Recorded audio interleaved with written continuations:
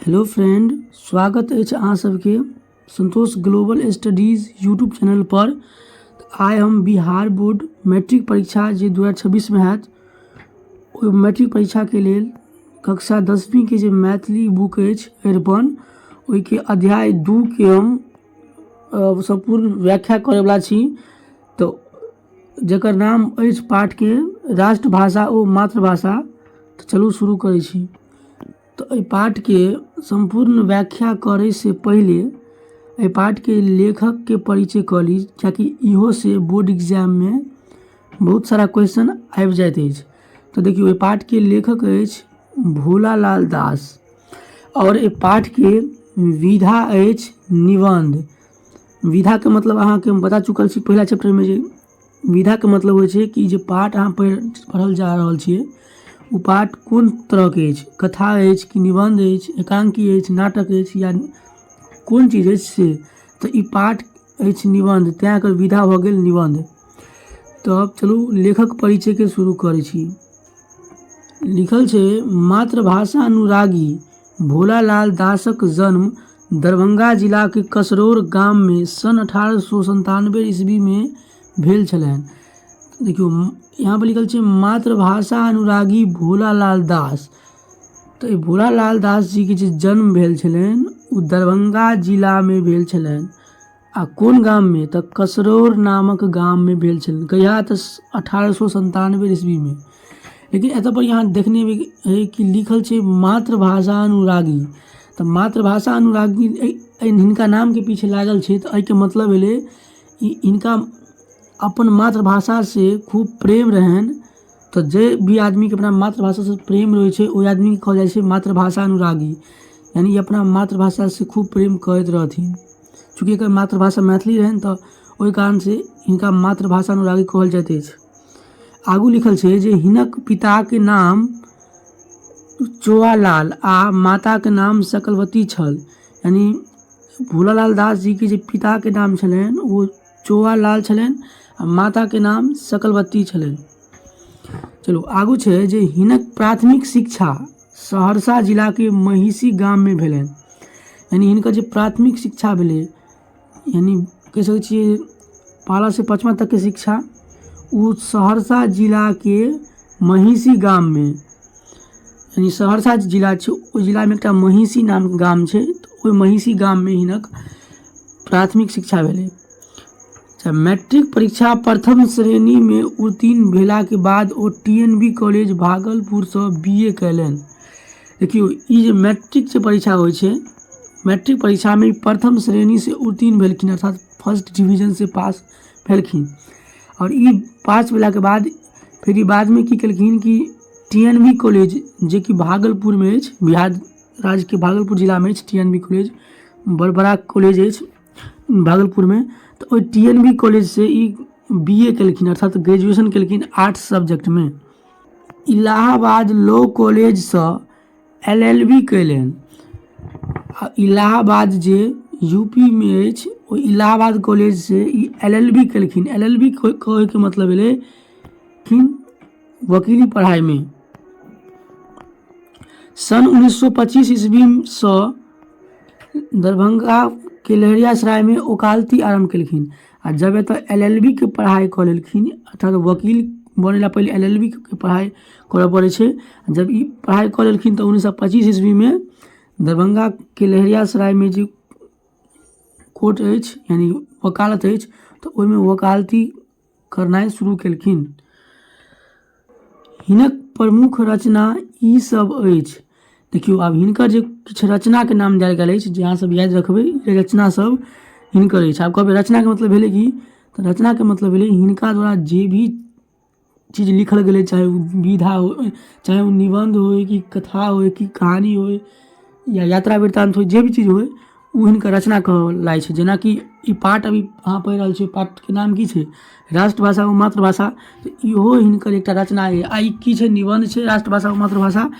एनाहिते हिनकर और भी रचना छै जकर नाम अछि व्याकरण प्रबोध, सुबोध व्याकरण, सरल व्याकरण, गद्य कुसुमांजलि, मिथिला संघ संपादन भारती आब देखियो, आब कहब यहाँ गद्य कुसुमांजलि में संपादन किया लगल छे, तो गद्य कुसुमांजलि में संपादन एहि दुआरे लिखल छे कि गद्य कुसुमांजलि जे इनकर रचना छे ओ रचना के कुछ सुधार कयल हेतै, ओहिके और बेहतर तरीका से व्यवस्थित तरीका से देल गेल हेतै, तो ओकरे कहल संपादन, यानी ओहिके सुधार करना, अगर कुछ पहले से त्रुटि रहतै तो ओहिके सुधार कऽ के फेर से प्रकाशित कयल जेतै तो ओकरे कोई संपादन, यानी गद्य कुसुमांजलि नाम के रचना के संपादन कयल गेल छै, यानी त्रुटि के सुधार कयल गेल छै।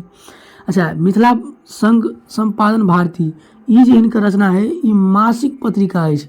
मासिक पत्रिका के मतलब भेलै एहन पत्रिका जे एक महीना में एक बेर प्रकाशित होइ छै। देखियो, न्यूज़पेपर जे आबै छै, समाचार पत्र, वो अलग चीज है, वो रोज आबै छै, लेकिन मासिक पत्रिका महीना में एक बेर आबै छै। तो मिथिला संघ संपादन भारती भोलालाल दास जी के मासिक पत्रिका है। वस्तुनिष्ठ में सब क्वेश्चन पूछ जाए, और ई संपादन भी है, यानी इहो के सुधार कऽ के व्यवस्थित तरीका से प्रकाशित कयल गेल अछि।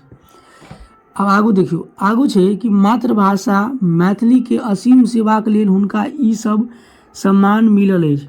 आब देखियो, चूँकि भोलालाल दास जी ये अपना मातृभाषा से अर्थात मैथिली से खूब प्रेम रखे छलखिन, तो यही कारण से हिनका असीम सेवा कलखिन, यानी कि खूब सेवा कलखिन, मातृभाषा के लोग के सामने प्रस्तुत कलखिन, ज़्यादा मातृभाषा के प्रयोग करत रहथिन। तो हिनका एहि दुआरे विभिन्न संस्थान द्वारा हिनका सम्मानित कयल गेलै, मातृभाषा के जे सेवा कलखिन ओहि खातिर सम्मानित कयल गेलै। तब कोन कोन सम्मान से सम्मानित कयल गेलै से चलू देखै छी। देखियो, हिनका एहि सब सम्मान से, जे लाल कलर से जे लिखल अछि, ई सब 4टा सम्मान के नाम लिखल अछि, तो एहि सब सम्मान से हिनका सम्मानित कयल गेलै, और कोन संस्थान द्वारा से हैया लिखल अछि। तो देखियो, हिनका विद्या रत्न सम्मान से सम्मानित कयल गेल अछि। तो विद्या रत्न से कोन संस्था द्वारा, तो मिथिला साहित्य संस्कृति संस्थान जे दरभंगा में अछि, एहि संस्था द्वारा हिनका विद्या रत्न से सम्मानित कयल गेल अछि। यानी याद रखबै कि मिथिला साहित्य संस्कृति संस्थान जे कि दरभंगा में अछि, तो एहि द्वारा हिनका विद्या रत्न सम्मान मिलल अछि। अच्छा, पटना के चित्रगुप्त सभा द्वारा, यानी पटना में एक चित्रगुप्त सभा छै, ओहि द्वारा हिनका मिथिला सरोज नाम के पुरस्कार से सम्मानित कयल गेल अछि। अच्छा, संकल्प लोक जे दरभंगा के लहेरियासराय में अछि, एहि द्वारा हिनका मिथिला विभूति सम्मान से सम्मानित कयल गेल अछि। आ बिहार सरकार के जे राष्ट्रभाषा परिषद अछि, तो ओहि द्वारा हिनका ताम्रपत्र, यानी कि तांबा के पत्र से हिनका सम्मानित कयल गेल अछि। तो ई सब ध्यान रखबै जे ई चारू सम्मान से हिनका सम्मानित कयल गेल अछि, और ई सब सम्मान देनिहार कोन संस्था सब अछि, तो ओहिके नाम यहाँ लिखल अछि। ई सब याद रखबै, वस्तुनिष्ठ में आयत। आगू लिखल छै जे हिनक निधन 1977 ईस्वी में भऽ गेलनि। आ फाइनली हिनकर, यानी कि भोलालाल दास जी के जे निधन छै, मृत्यु छै, 1977 में भऽ गेलनि। जन्म कहिया भेलनि? 1897 में। निधन कहिया भेलनि? 1977 में। तो ई सब याद रखब। आगू की लिखल छै जे प्रस्तुत निबंध में लेखक राष्ट्रभाषा व मातृभाषा के महत्वक वर्णन कयने छथि। यानी जे प्रस्तुत निबंध अर्थात मातृभाषा और राष्ट्रभाषा जे अपना सब निबंध पढ़बै काल्हि, ओहि निबंध में ई कोन चीज के बारे में बतेने छथिन, तो ई राष्ट्रभाषा की और मातृभाषा के महत्व के वर्णन केने छथिन। यानी राष्ट्रभाषा के की महत्व छै और मातृभाषा के की महत्व छै, ओहि के बारे में निबंध में बतेने छथिन। भारत एकटा विशाल देश अछि, जाहि में भाषा, धर्म, जाति, संप्रदाय, वेशभूषा, खान पान, रूप रंग आदि के भिन्नता अछि। यानी अपना सब जानै छियै कि भारत एकटा विशाल देश अछि, मतलब बहुत बड़ा देश अछि, जाहिमें भाषा के आधार पर लोक में भिन्नता अछि। यानी कि लोक सब भारत देश के किछु लोग कोनो भाषा बजैत अछि, कोई कोनो भाषा बजैत अछि, मतलब कोई मैथिली बोलै छै, कोई हिंदी बोलैत अछि, तो कोई उर्दू, तो कोई बंगाली, तो कोई तमिल, यानी विभिन्न तरह के भाषा बजैत अछि। विभिन्न धर्म के भी मानैत अछि, विभिन्न जाति के भी लोग मतलब ई जाति उ जाति कहैत अछि। संप्रदाय, यानी कि लोग सब अपना पूर्वज के हिसाब से जे भी प्रथा या रीति अछि ओहि के पालन करते अछि। वेशभूषा सबके रहे के तरीका अलग अछि, खान पान अलग अछि, रंग रूप अलग अछि। एहि सबके आधार पर की छै, भिन्नता छै, यानी एक दोसर से लोग अलग छै। तो देश के अलग अलग भाग में अलग अलग भाषा बजल जाइत अछि। यानी कि अलग अलग भाग यानी कोई के मतलब विभिन्न राज्य में अलग अलग भाषा बजैत अछि, तऽ तेँ एकटा एहन भाषाके आवश्यकता अछि जे सम्पूर्ण राष्ट्रके एक सूत्रमे बान्हि सकै छै। आब देखियौ सब राज्यमे अगर अलग अलग भाषा बाजल जेतै तऽ कोनो भी व्यक्तिके कहीं जाइके हेतै तऽ ओतऽ तऽ हिनका भाषा फेर सीखऽ पड़तै। तऽ एहि दुआरे ई लेखकके विचार छनि भोलालाल दास जीके कि जे सब जगह अलग अलग भाषा अछि, ठीक अछि, हमरा एहिसँ कोइ दिक्कत नहि अछि, मुदा एकटा एहनो भाषा हेबाक चाही जे भाषा सम्पूर्ण राष्ट्रके लोकके आबै आ ओहिसँ ओ अपन काजके चला सकै देशमे कतहु भी। तऽ ताहि दुआरे एकटा एहन भाषा होइके चाही जे सब आदमीके एक सूत्रमे बान्हिके रखे, अर्थात सब लोग एक दूसरेके बातके समझ पाबै।